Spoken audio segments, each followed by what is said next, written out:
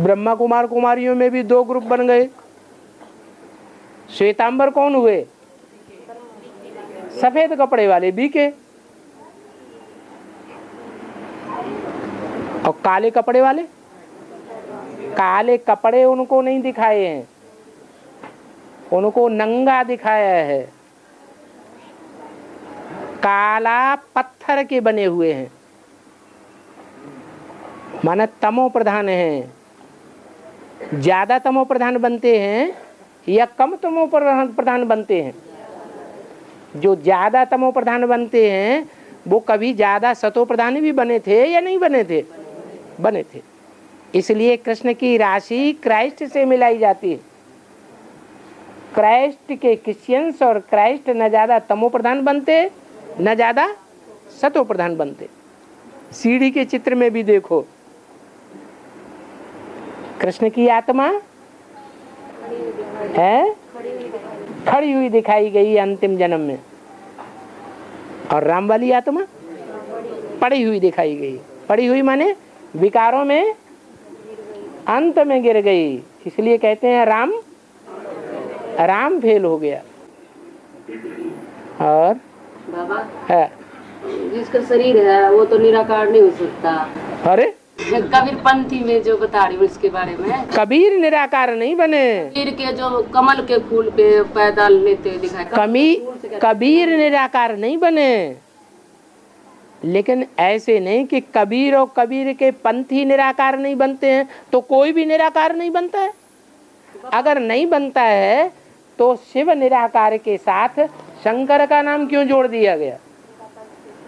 जरूर शिव ने संग के रंग से प्रवेश करके शंकर की निराकारी स्टेज बनाई है। बाकी कबीर की निराकारी स्टेज नहीं बनती है। और लक्ष्मी नारायण के अगले जन्म का नाम क्या है? अगले जन्म का नाम जो लक्ष्मी नारायण हैं वो 2 हैं, बल्कि 9 हैं। कौन से लक्ष्मी नारायण की बात कर रहे? पहले वाले कौन? सतयुग के? हाँ। अरे जो सतयुग का पहला नारायण है वो तो कृष्ण ही है, ब्रह्मा बाबा की सोल है। वो तो सतयुग के अंतिम जन्म में बाप बनेगी। किसका बाप बनेगी? है? जो सीता बनेगी इस समय, वही आत्मा वहां राम बनती है, उसका बाप बनती है।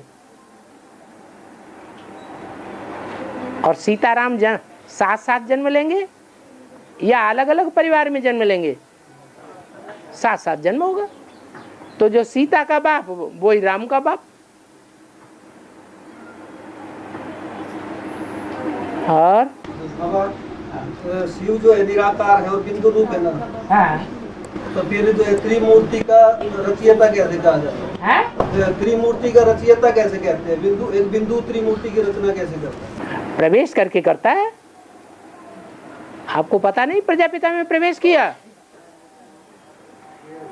प्रवेश करके ब्रह्मा नाम पड़ा दादा लेखराज का। लेकिन पहले से त्रिमूर्ति शिव बोला जाता है। हाँ, पहले त्रिमूर्ति शिव बोला जाता तो 3 मूर्तियां थी ना। यज्ञ के आदि में 3 मूर्तियां नहीं थी तो नाम भी पड़ा त्रिमूर्ति शिव।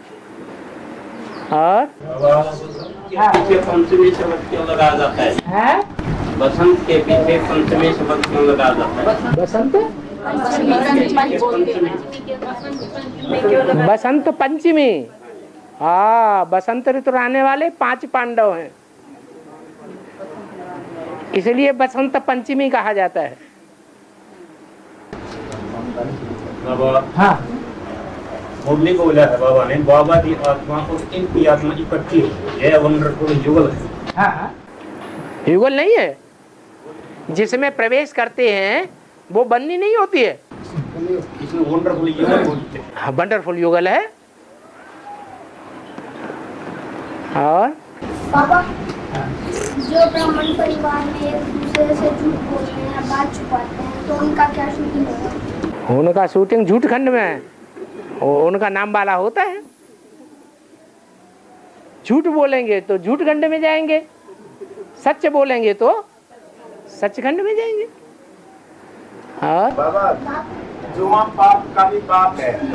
जुआ पाप का भी पाप है। जुआ जुआ जुआ जो होता जुआ पाप का भी पाप है। जुआ जुआ जुआ जुआ तो युधिष्ठिर ने भी लगा था जुआ। हाँ